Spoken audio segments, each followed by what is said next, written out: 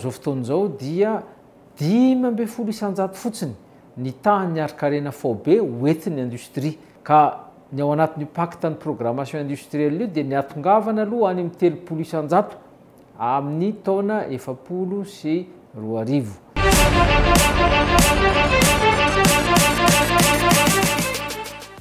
Raha samy manana filohan'ny syndicat ny industrie eto Madagasikara.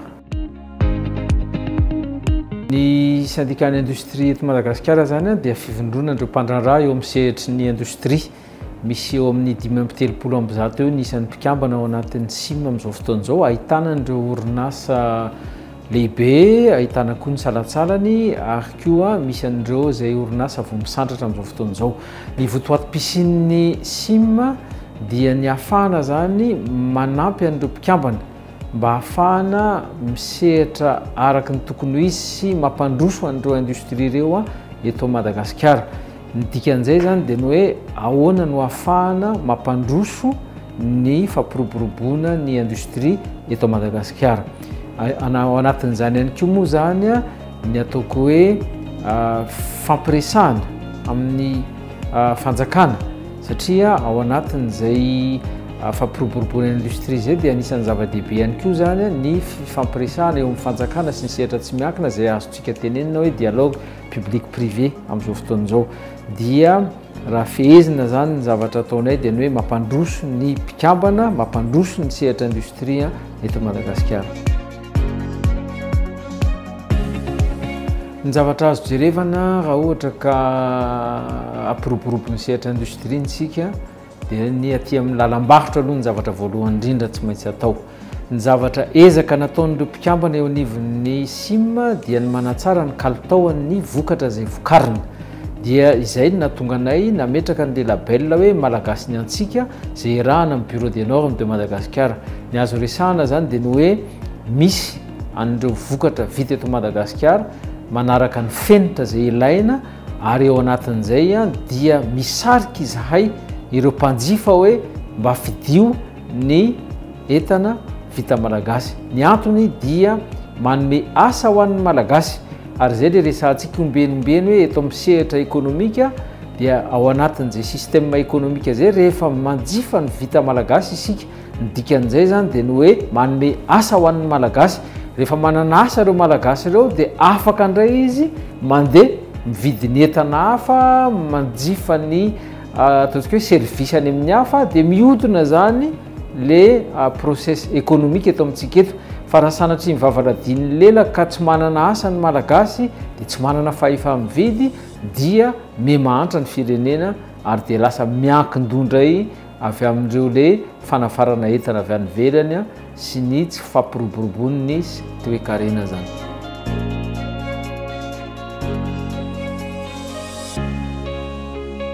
Ny pacte pour la programmation industrielle zany dia fifanarahana izay nataon'ny fanjakana sy ny sehatra tsy miankina satria amin'izao fotoan'izao dia 5 isanjato fotsiny ny tahany arikarena fobe oentin'ny industrie.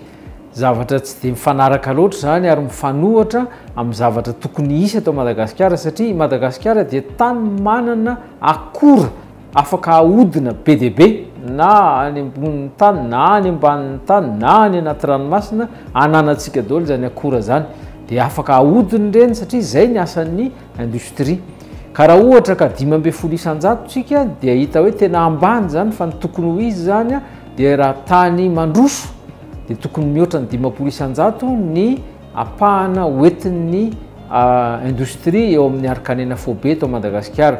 Ka ny ao anatin'ny pacte ny programmation industrielle io dia niatongavana aloha any amin'ny 30 isanjato amin'ny taona 2020. Ny dikan'izay zany dia ny hoe misy zany ny anjara andraikitry ny fanjakana, misy koa ny anjara tandrify amin'ny sehatra tsy miankina. Izay ny fanarahana natao tao amin'ny pacte ny programmation industrielle io.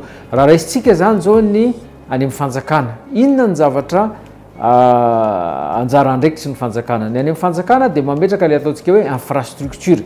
Eo zany ny resaka herinaratra ohatra.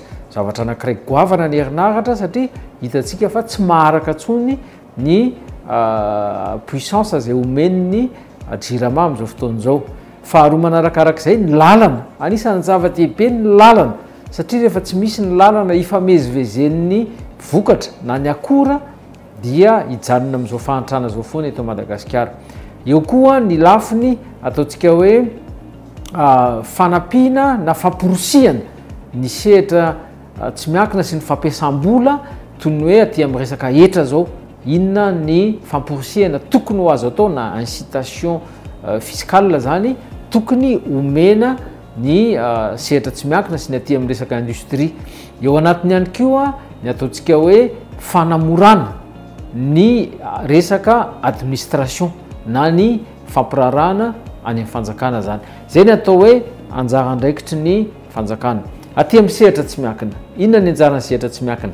Sehatra tsy miankina dia mampiasa vola, zany hoe miinvestira zany ozy isitsika aty amin'ny équipement na matériel na production. Eo ihany koa ny ataontsika hoe fitadiavana ny lalam-barotra, zany hoe manao ny exportation ohatra. Dikan'izay le mifandraika amin'ny zavatra andresana teo hoe atsaraina ny vokatra mba hahafahana manondrana bebe kokoa zany, satria raha ny lalam-barotra eto an-toerana ihany dia tsy ho ampy ary tsy ho afaka mihitsy tsika ho afaka mifaninana amin'ny vokatra avy any ivelany.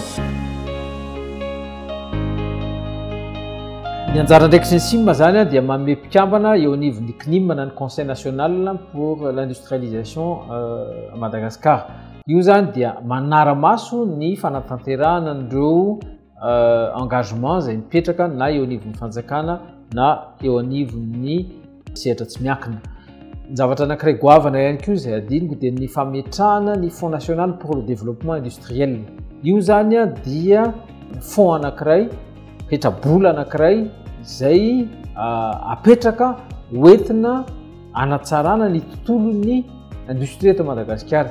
Zany hoe ahafahana manampy zany ireo industrie amin'ny fitadiavana lalam-bola, ahafahana mividy ohatra ny fitaovana ampiasaina, ahafahana manatanteraka ny business plan tsirairay avy zay ananan'ireo industrie eto Madagasikara. Zany hoe raha feheziko zany dia ny hoe ny engagement ny industrie ao anatin'ireo pacte pour la programmation industrielle aleo zany dia mitady zay lalana rehetra ahafahana mampandroso ny industrie eto Madagasikara. Zavatra azo jerevana dia hoe adidiny tsirairay avy ny mampandroso an'ity firenentsika ity. Manana ny tandrify azy ny fanjakana, manana ny tandrify azy ny sehatra tsy miankina, manana ny tandrify azy ny firenena tsirairay avy. Miankina amin'ny toe-tsaina ny tsirairay avy no ahafahantsika tena mampandroso an'ity toe-kareny Madagasikara ity. Ny zavatra anankiray tiako asongadina dia tsotra. Tsika eto Madagasikara dia tokony miezaka manana an'izay toe-tsaina zay hoe tsy misy ny fanavakavahana. Rehefa mampiasa vola eto Madagasikara dia tokony ho raisin'ny malagasy, tokony ho raisintsika mipetraka eto Madagasikara olona zay mampandroso ny firenentsika.